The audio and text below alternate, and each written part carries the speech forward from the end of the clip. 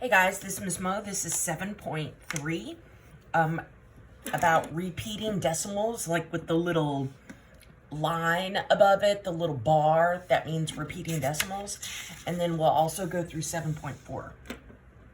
Okay, so first, let's look at this first sucker. It says, do these three numbers represent different numbers? And it looks like all three of these numbers are, they're practically the same. The only thing difference is what's underneath the bar. But even if you look at what is underneath the bar, here there's 3 sevens, here there's 2, here there's 1. So they all represent the same number. It's just that what's underneath the bar is different.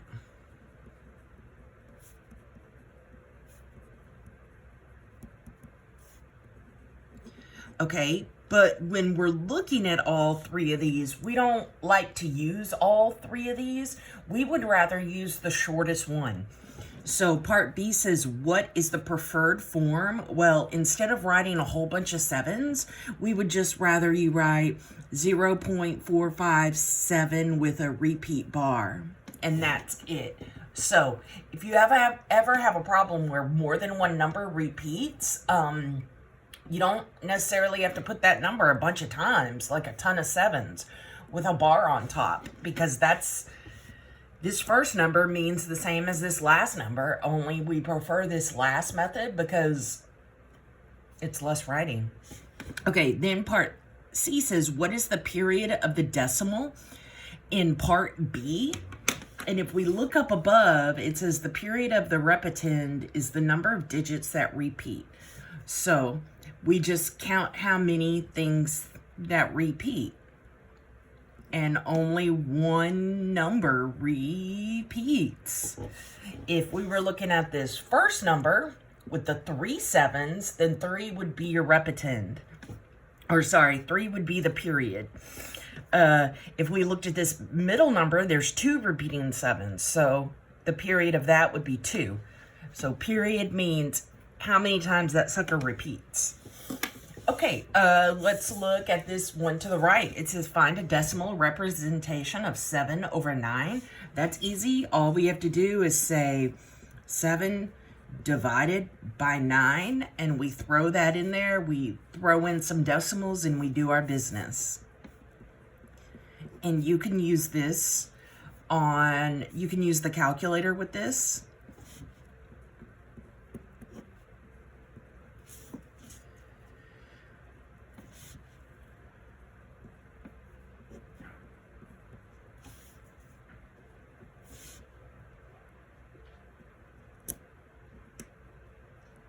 Oof. Ran out of room. Anyway, okay, so I get 1.285, and then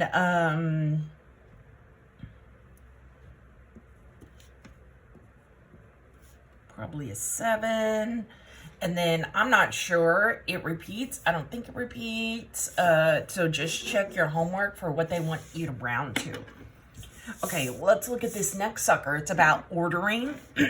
And first, we're going to ignore all these negatives. And we're going to deal with those at the very end. Because, you know, when we have negatives, the biggest number, the biggest negative, is actually the smallest. Because when we have a number line, here's 0, here's negative 4.8. Well, even smaller than that is negative 4.9 with a larger decimal. So when we order these, our greatest are actually going to be, they're going to look like the smaller digits, but it's just because it's on a number line. Okay. So first, let's write these all out to where I can compare them. So let's write 4.8 8. And then this first number has the 98 that repeats, so I'll repeat it. We'll repeat it, say twice. Okay, then for the next number, it looks like we have a 4 and then a decimal, and then the 898 repeats itself. So 898, then another 898. The third number looks like it just has 89 repeat itself over and over. The fourth looks like it has just the 8 repeat itself over and over. And then the last one doesn't have anything that repeats itself over and over. So after this last digit on this last one, I'm going to throw some zeros in there to make it as long as these others so that we can compare and see which one's bigger or smaller or whatever. Okay, so we are trying to list these from greatest to least, but when it comes to decimals, the greatest is actually the smallest decimal. So the greatest digit is actually the smallest decimal, like with this 4.9. And then the least digit, like this 0.8, is actually the greatest decimal. Okay, so let's put it in order from greatest. That means the smallest decimal first. Well, let's look at all these. All these have a 4 in it, so that I can't compare those. All these have an 8, I cannot compare those. All these have a 9, I cannot compare those. All these have an 8, I cannot compare those.